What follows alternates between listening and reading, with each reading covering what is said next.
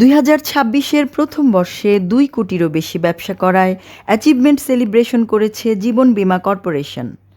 8 জুলাই রাজধানীর গুলশানে জীবন বীমা কর্পোরেশন শাখায় এই উৎসব আয়োজন হয়।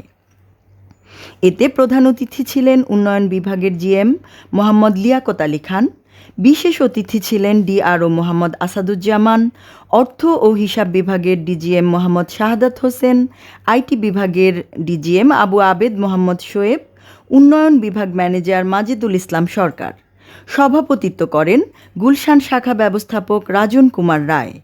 অনুষ্ঠানে প্রধান কার্যালয় ও গুলশান শাখার ঊর্ধ্বতন কর্মকর্তারা উপস্থিত ছিলেন। আনন্দ উল্লাস ও কেক কাটার এই বর্ণাঢ্য আয়োজন জীবন বীমা কর্পোরেশনের ব্যবসাকে আরও গতিশীল করে তুলবে এমন আশা ব্যক্ত করেন সংশ্লিষ্টরা।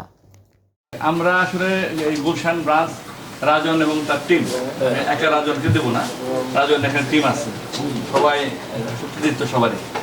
1 আগস্ট আসবো, 4 কোটি টাকার কেক কাটছে। আমার ব্যবসা দরকার, উত্তরা আছে, মহাখালী আছে, যে কোনো জায়গায় সেলস করলে আপনারও সুবিধা হবে।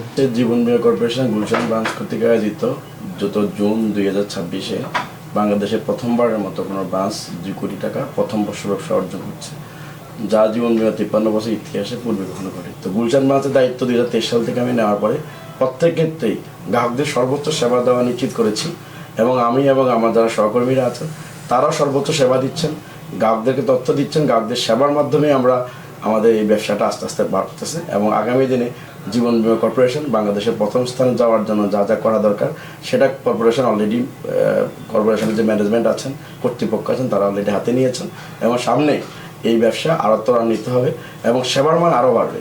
আমরা এখন সেবার মান যে পরিমাণে আছে সেবার মান অনেক পিছানো, সামনে আমরা সেবার মান নিয়েও কাজ চলছে।